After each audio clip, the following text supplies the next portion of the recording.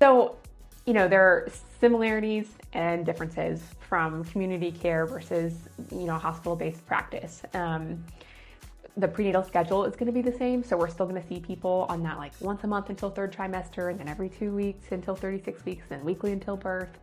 The difference, initially you have 1 or 2 faces, depending on how many midwives are in the practice. I am just one midwife in my practice, but I have a student. So you'll see a few faces, but your provider.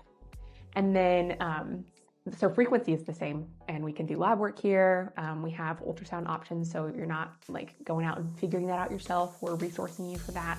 Again, that just depends on your insurance.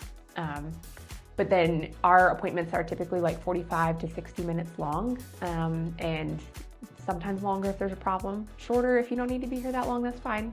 But we want to give really good time for you to know why we're doing what we're doing. And why do we take your blood pressure every visit? Why are we listening for your baby's heart rate? Why do we measure? And then for you to tell us about your birth plan. Most of my clients, very rarely do I get a written birth plan because we've talked about it every visit.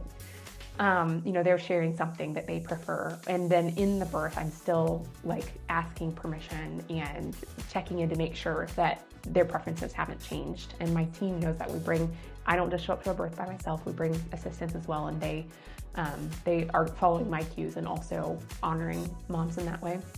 I do love that we get to take care of newborns as well. So in the hospital, if you have your baby, the baby team comes in, right? And your baby has a nurse specific to them, and that's where that separation starts to happen. You guys have been one unit up until that point, and now you're separate units, and you leave the hospital, you take your baby to a pediatrician and all these things.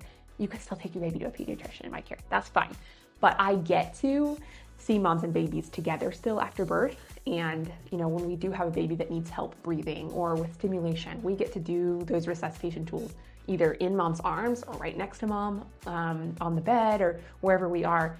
And I think that's so helpful for mom when we talk about the prevalence of perinatal mood disorders and the importance of bonding or encouraging skin to skin for the microbiome or for breastfeeding or whatever the goal is, right? We're able to preserve that because we can do all that care right with mom.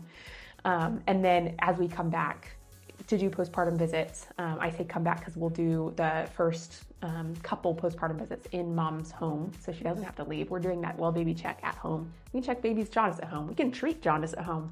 We can check in on breastfeeding, check in on mom's bleeding. All of that happens together. And I think moms thrive on that. They love recovering in their own beds. And then that continued, they've seen people that they know the whole process. That's also really important in birth when we talk about that lack of inhibition, right? You've got a provider that and that can just kind of fade into the background. You don't have to be monitoring, like your safety mechanisms don't have to be over here like, what are they doing? Are they, behaving themselves? Are they respecting me? Because you built that trust with them the whole time. So you can just focus on bringing your baby into the world.